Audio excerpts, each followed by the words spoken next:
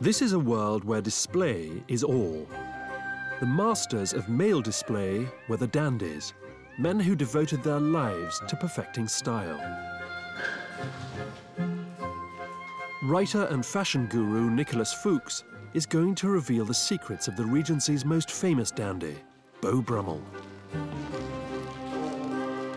For the dandy, appearance is everything.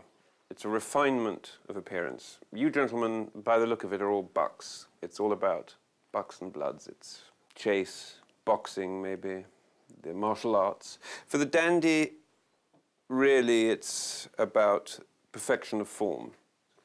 This was such a barbaric time. I mean, you had not only the Peninsula and then the Waterloo campaigns, but you also had this lawless society. So Brummell was trying to impose a certain order on it by dressing up, or rather dressing in a way that was incredibly understated. You've got these different strands going on here, because the Byronic thing is very romantic, and the whole dandyism was the suppression of all emotion. So you would always appear this amazingly chilly character who would just sort of survey a scene and just kill it with one comment, or just a flex of an eyebrow or a curl of the lip. Whereas Byron would come in and there'd be, I mean, descriptions of what Byron were wearing were amazing. I mean, the man must have dressed like he was colourblind. His whole demeanour was calculated to outrage, whereas Brummell's was calculated to astonish purely because of the sort of iciness of the demeanour and the total control.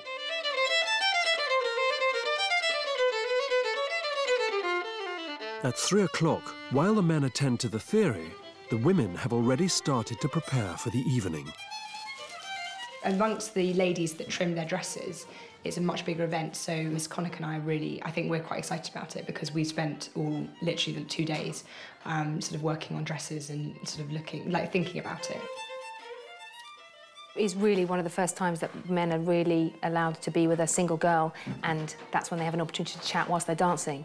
So that's probably why we're suddenly getting all excited, because we're thinking, yes, we can chat to them and we can be silly and it'll be fun and it's all allowed. The last few nights have been so sort of fractured. It'll be quite fun to get everyone together doing something. People would queue to watch Brummell dress. We only get one go at this. Following his example, the gentlemen take extra care preparing for the dance. Excellent. Muscular legs were sexy. Captain Glover is given a fashionable accessory. What's the purpose of these? It's just to make your calves look bigger, sir. These tiny, pathetic little things here? Yes, sir. I'll just take that off. Do they have these sort of things for any other part of the body? I do believe there is another padding that some of the gentlemen will be using. Somewhere else in the anatomy? Yes, sir. OK. So I'm small of calf muscle and they're small of... That's right, sir. Interesting. I think I would have preferred some kind of codpiece to these leggings, because I'm really hot already.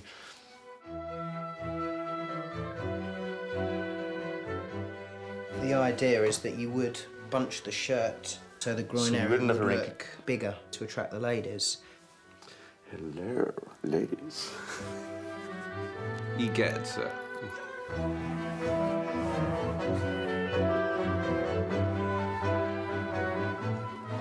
Wish me luck.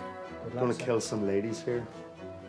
I feel a bit like a princess tonight with these fantastic clothes on and amazing jewellery, and definitely in touch with my feminine side.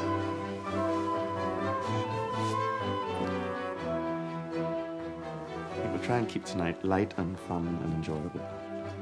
But the harmony of the evening will depend on Miss Braund and her chaperone, Mrs. Hammond. I think Miss Braund was entitled to an apology, which I was happy to make. I painted her a watercolour and invited her to come home so that we can repair our friendship.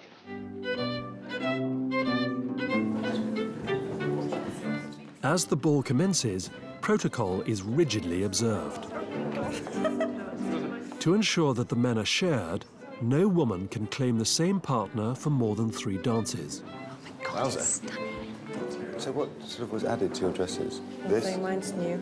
Oh, you got a brand new dress? Noticing. Sorry, I mean, I was talking to her about the attic thing. Absolutely. It's called the Wonder Calf. Really? Yes. Hello, girls. I mean, the rest of me is natural, I can assure you. Rest of what? Your hair. The rest of his hair. It's my- natural. And his teeth. My bulges. What bulges? I'm going to get you, Hopkins. Forward, back, turn, Halle, under. To dance well was essential to make your way in society. A person's reputation depended on it. Slow down, guys. For Mr. Everett, the evening is going according to plan.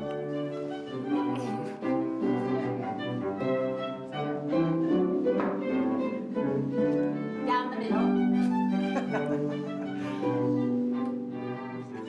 It's been a bit of a tension release after the last few days, I think. I think we needed something fun and something nice and something very Regency and something really romantic, and it is really romantic. It's really fairy tale kind of evening.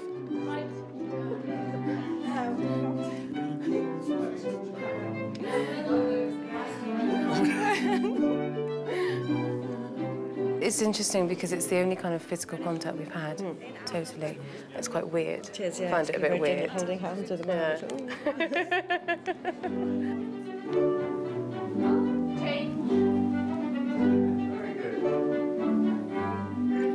In this world where men and women cannot touch, the ritual of the dance is highly charged.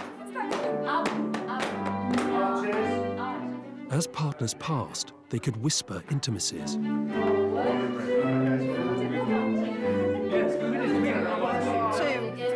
4, back.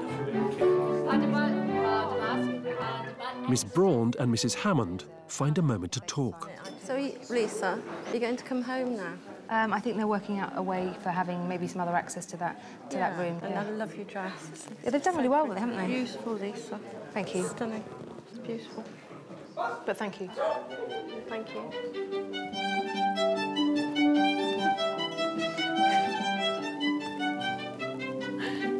As the young ladies and gentlemen concentrate on the rules of the dance and on each other, it seems that harmony has been restored to the Regency House. No, go. As for romance, will Mr. Everett finally persuade Miss Hopkins of his true feelings?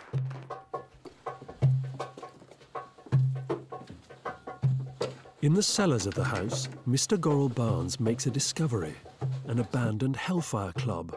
Bad boy poet Lord Byron revived the Hellfire tradition in the Regency.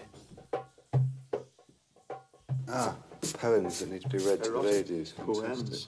Mr. Gorrell Barnes plans to open the club for a boys' night of forbidden pleasures. It will be strictly out of bounds to the ladies.